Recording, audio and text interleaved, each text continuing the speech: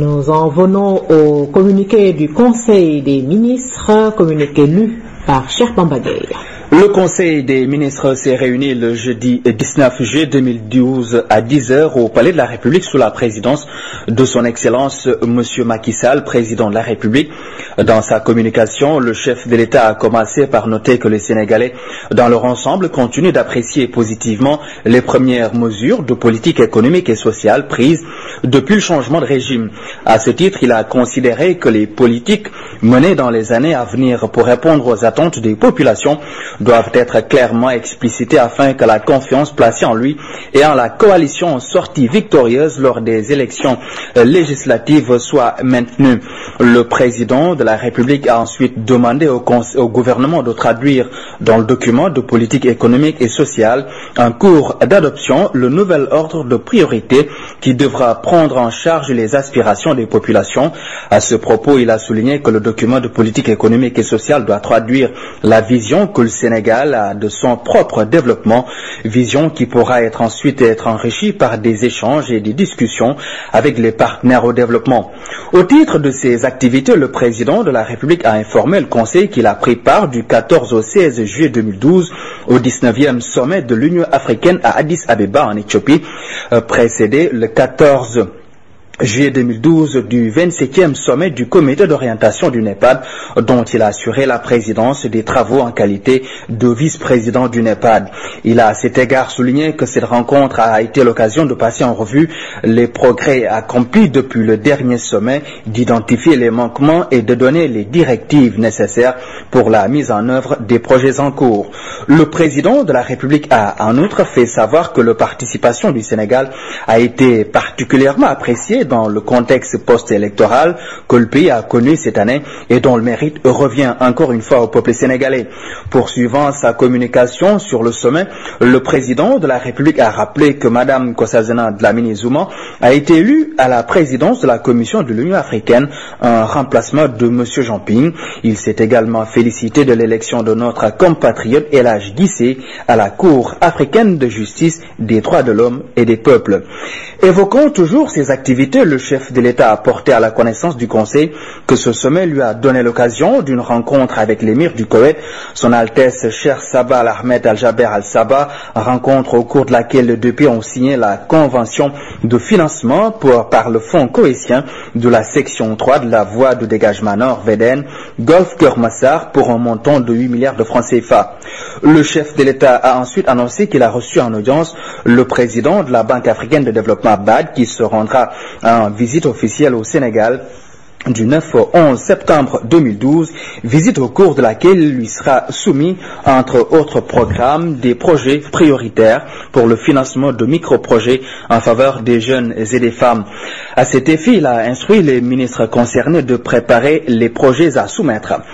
Pour clore sa communication, le président de la République a indiqué qu'il a saisi l'occasion de son séjour en Éthiopie pour rencontrer la communauté sénégalaise d'Addis Abeba. À la suite du chef de l'État, le Premier ministre a entamé sa communication en se félicitant de la participation du président de la République au 19e sommet des chefs d'État et de gouvernement de l'Union africaine et au 27e sommet au 27e comité d'orientation du NEPAD, participation qui a permis au Sénégal d'apporter une contribution significative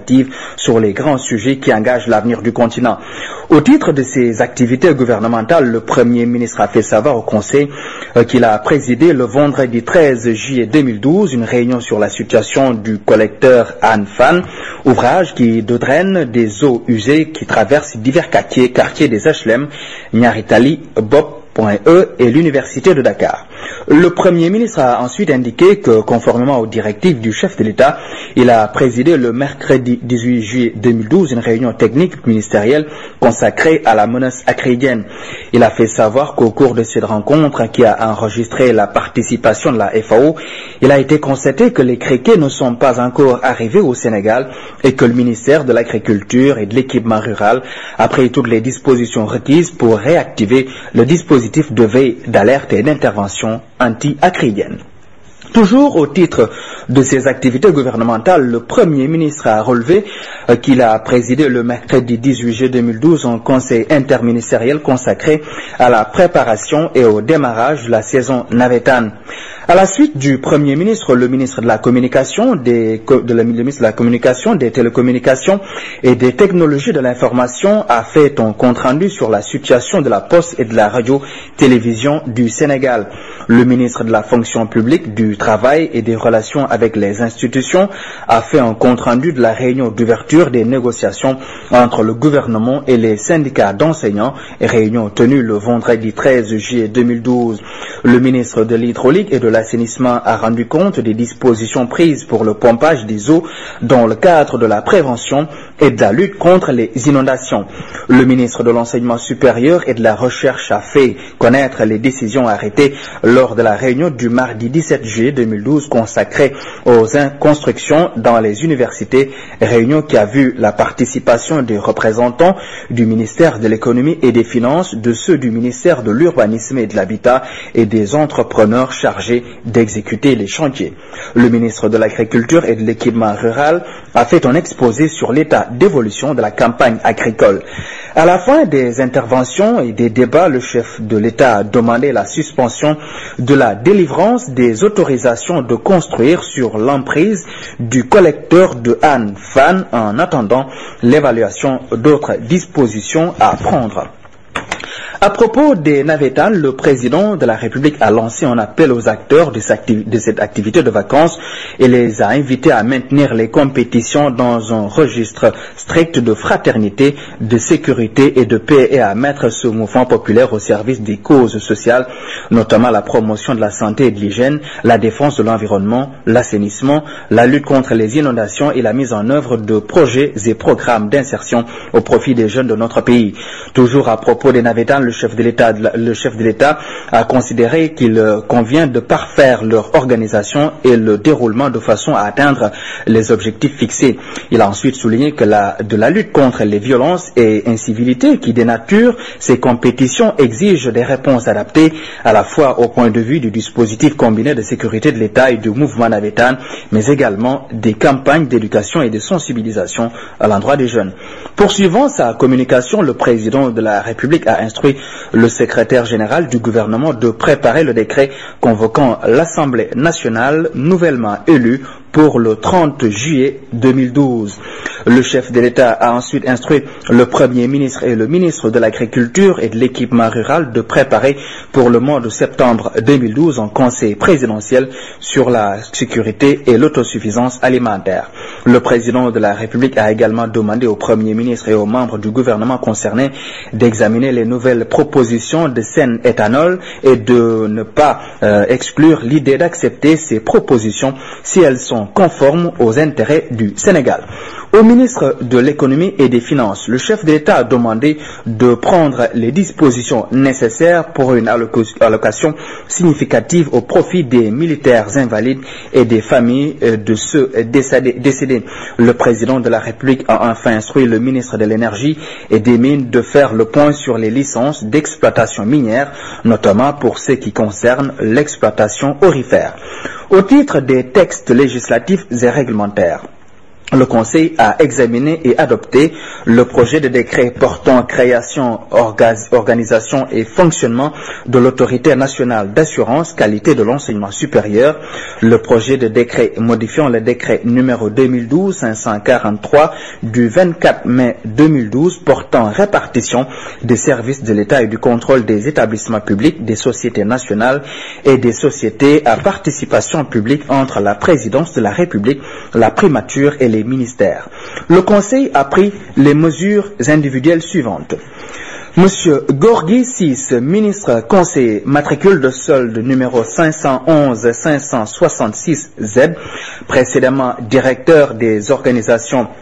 transcontinentale à la Direction générale des relations multilatérales et nommé secrétaire général adjoint du ministère des Affaires étrangères et des Sénégalais de l'extérieur avec rang d'ambassadeur.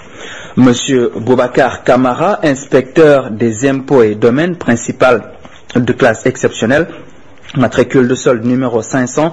858F, précédemment inspecteur des finances à l'inspection générale des finances, est nommé directeur de l'administration générale et de l'équipement au ministère des Affaires étrangères et des Sénégalais de l'extérieur. Monsieur Biragnan, magistrat, matricule de solde numéro 513 390R, est nommé secrétaire général au ministère de la Culture et du Tourisme en remplacement de Monsieur Abdou Wahabka, appelé à d'autres fonctions. Monsieur Ibrahim Djouk, conseiller en planification, matricule de solde numéro 372 042Z, est nommé secrétaire général du ministère de la Femme, de l'Enfance et de l'Entrepreneuriat féminin. Monsieur Abdoulaziz Ndiaye, professeur d'enseignement moyen principal de classe exceptionnelle, matricule de solde numéro 513 365E, est nommé directeur de la petite enfance au ministère de la Femme, de l'Enfance et de l'Entrepreneuriat féminin, en remplacement de Monsieur Mamadou Sumbundu, appelé à d'autres fonctions. Madame Aminata Sow, comptable spécialisée en finance, est nommée directeur du Fonds national de crédit pour les femmes au ministère de la Femme, de l'Enfance et de l'Entrepreneuriat féminin, en remplacement de Madame Aïssatou Diong Diop, appelée à d'autres fonctions. Monsieur Nyorobaï Diouf, inspecteur principal de l'animation du développement, matricule de solde numéro 507 846B, est nommé directeur des droits et de la protection de l'enfance et des groupes vulnérables au ministère de la Femme, de l'Enfance et de l'Entrepreneuriat féminin, en remplacement de Monsieur Mamadou Kébé, appelé à d'autres fonctions. Monsieur Momar Mbaye, professeur d'éducation physique et sportive, matricule de solde numéro 505 358D, est nommé directeur de l'administration générale et de l'équipement au ministère de la Femme, de l'Enfance et de l'Entrepreneuriat féminin, en remplacement de Monsieur Aliou Sow, appelé à d'autres fonctions. Docteur Aïssatou Mben Lo Ngom, pharmacienne, est nommé administrateur et président du conseil d'administration de la pharmacie nationale d'approvisionnement, en remplacement du docteur Mam Mbakendiaï. Docteur